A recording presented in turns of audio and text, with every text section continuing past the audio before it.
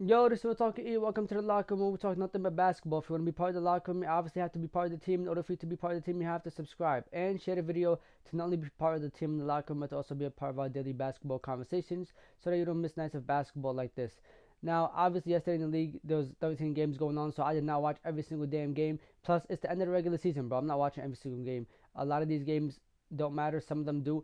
But let's go ahead and start with the Lakers game. Last night, they played the Timberwolves, and oh my God, this game was actually closer than what I thought it was gonna be. I mean, to start it off, the first quarter, the Wolves came out and they pretty much um, just took it to the Lakers, and then they had a lead. The Lakers fought back, I believe, around the end of the first quarter, in the beginning of the second quarter, around there, they had their first lead of the game, and the Timberwolves got it right back. And at a certain point, the Timberwolves were up by 12 points. I think they even hit 13.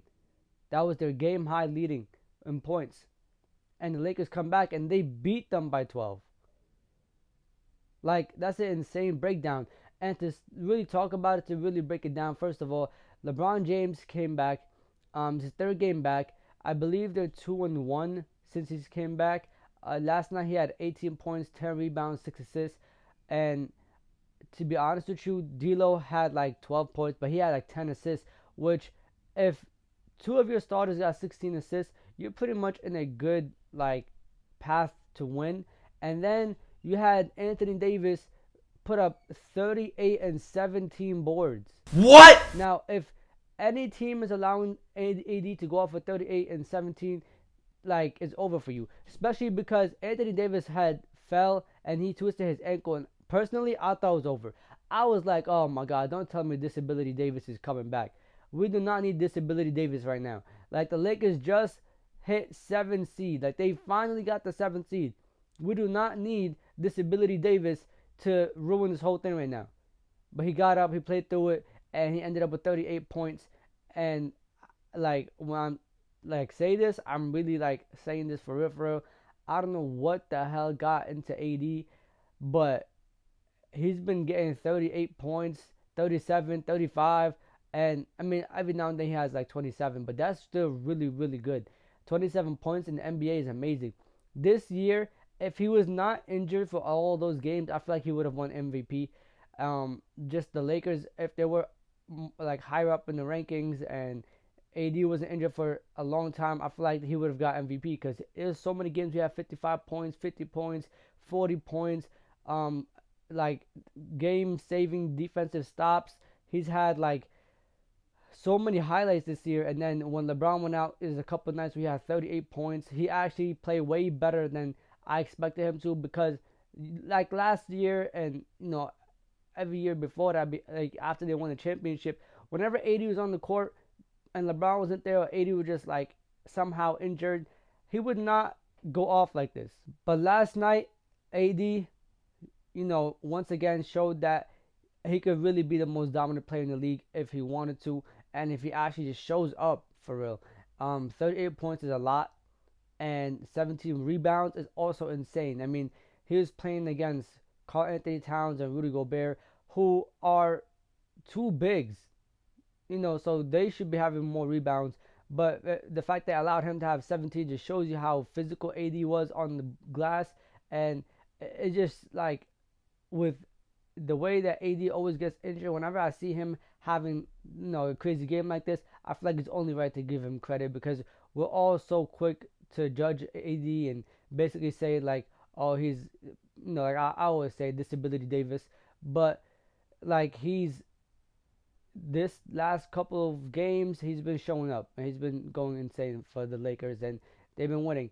Lakers are also starting to get healthy at the right time, which has been helping them a lot. And to be honest with you, if I'm the Grizzlies or the Nuggets, I really don't want the Lakers in the first round.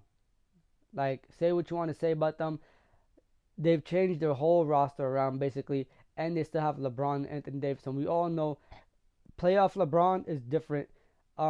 We've seen Anthony Davis in the playoffs, insane. So, like, as long as these guys are healthy, I would not want to face them in the first round, no matter who, is at the top.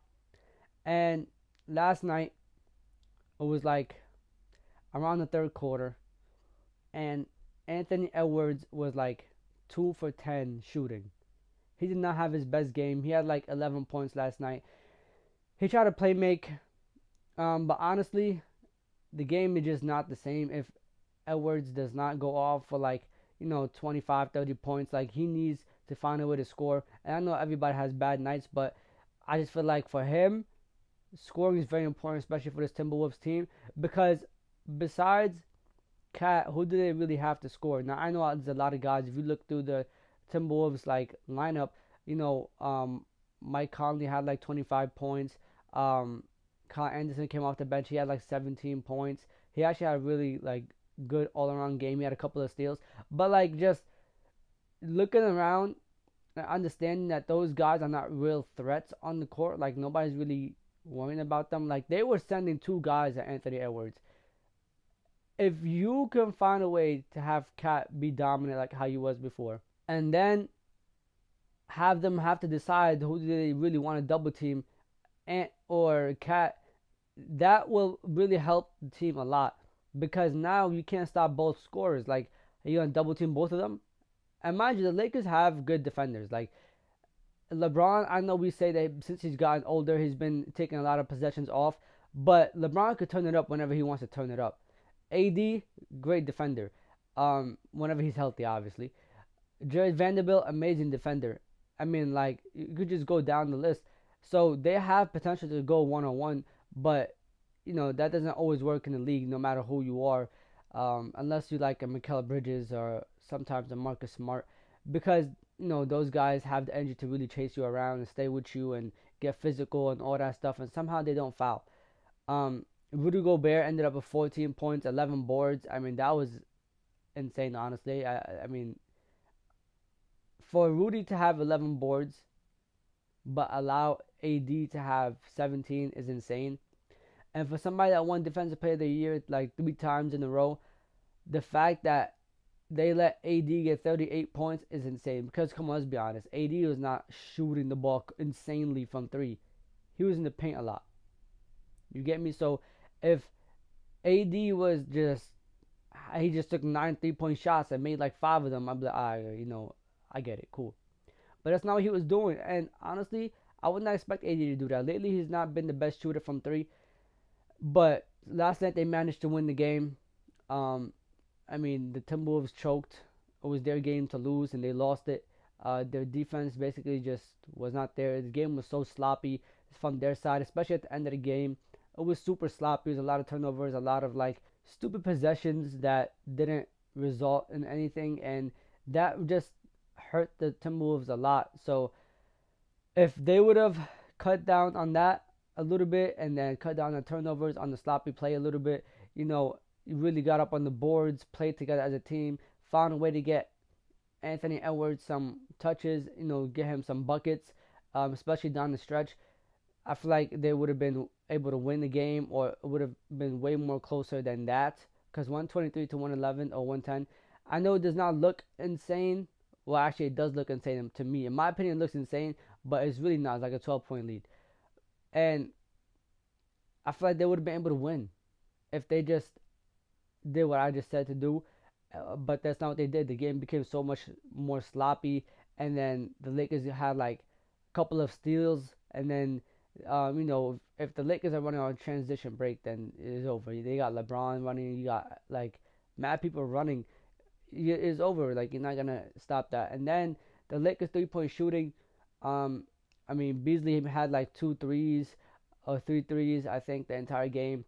Um, Jared Vanderbilt had like 2 or 3 threes. I mean people just like shooting on the Lakers. Overall, this new Lakers team just looks way better than what we've been saying before. All the credit that we've been giving them. Because honestly, I feel like they can go toe to toe with any team now. And I feel like if they had this team from the beginning of the season, uh, especially if they were healthy, they would have been way higher up in the rankings. And if they're able to keep these guys for next season and somehow improve a little bit more, it's over. They're gonna win. And if any team can upset one of the top teams in the league right now, at least in the West, I feel like it would be the Lakers. And if the Pelicans manage to make it to 8, I don't know if they could really upset the Nuggets, but I feel like they have potential because I don't think anybody's gonna be able to guard Bi.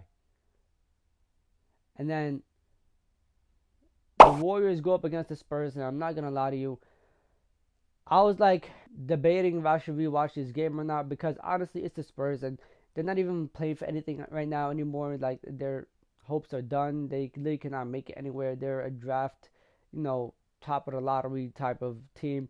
So um, I didn't watch this game, and I was thinking about rewatching it, but I was like, no, because the Warriors are supposed to beat them. They're supposed to win this game. If the Warriors would have lost, I would have rewatched the game because I would have been like, okay, let me see how the Warriors lost, what happened. They're not supposed to lose games like this. But yeah, Steph had 33 points.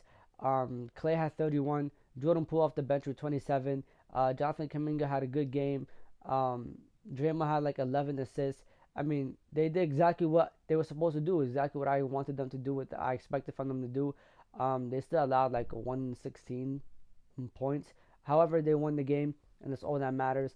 Um, the Sixers went up against the Raptors, and I'm not gonna lie to you, they did better than I thought too. I mean, Joel Embiid didn't have 40 points. He didn't need to. I mean, he had like 25 points or whatever, but James Harden came through with like 20 something points. And it was like an entire Sixers group effort, and they were able to win the game. Luckily, Joel Embiid didn't get injured this time. For some reason, every time he goes up against the Raptors, he just manages to get injured. But thank God, this time he did not get injured.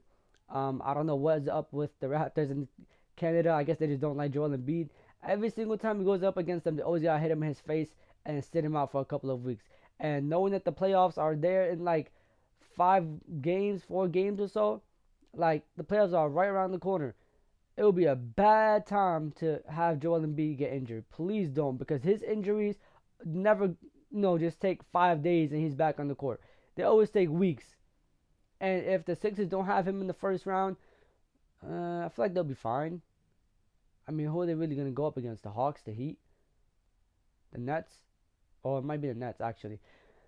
I feel like they'll be fine, but in reality, they're gonna need him, to be honest. So, um, please, please, please be careful with Joel Embiid's health. Another game that went on last night, we had the Grizzlies go up against the Clippers, and thank God the Clippers lost. It was like 108 to 94, and I don't understand how the Clippers beat the Grizzlies without Kawhi, but lose to the Grizzlies with Kawhi. I'm just like so confused. Like, how the hell do they manage to do so? And John Moran didn't have a great game either. He had like 10 points. And, the rest of the team pretty much did what they did. The Grizzlies won the game. Not what I expected. I expected if Kawhi is going to be there, they're going to win. And I'm pretty sure, defense obviously came in and stuff like that, physicality or whatever. But Kawhi needs to stop having these 12-point games. Stop it. Stop having 12-point games. You are Kawhi Leonard. If it's the least you could have is 20, and the way he scores, he's literally a robot. If he does not have 20, what the hell is he doing? I'm tired of seeing Kawhi having 12 points. First of all, Paul George is down. You do not have any excuse for you to have 12 or 15 points. You need to go off every single night. Carry this team on your back. You need to be the Kawhi Leonard from the Raptors team that took 39 shots because he was not going back down no matter what. Now let me stop saying that because we're going to have to face them in the first round. Clippers and Suns. Kawhi, please continue to have 12 points. If you want, you could even have 1-point games, 0-point games. You could have the worst games of your career as soon as we start the playoffs. First round, yeah, please just, continue having 12-point games. I apologize for everything I said before. Don't listen to all that. Just forget about it. I never said it. Actually, I don't even think he has social media. Thank God. Speaking about the Suns and the playoffs, the Suns last night played the Nuggets team. Obviously, the Nuggets are injured and stuff like that, but they came out and honestly, it was just a good game to see KD bounce back. He went 11 for 15, shooting and scoring wise and stuff like that. So it was good to watch. D Book had 27. Chris Paul didn't have his best offensive game, but his playmaking was still there. Again, please, please, please find a way to get DeAndre Ayton more points. He needs to be more involved. Josh Okogie, great, 14 points. I know he played defense and stuff like that. Off the bench, TJ Warren, he needs to have more points than 4. Terrence Ross cannot come out and give you 0. Cameron Payne cannot come out and give you 0. We had 16 points from our bench combined, and Bismack Biyombo had 9. So, I don't know. But that's enough of me rambling. Chat, it's time for y'all. Let me know what y'all think down below. Like, comment, subscribe, and share. This is Real Talk with Ian. It's time to leave the locker room. I'm going to catch y'all. Safety. Irving puts it up.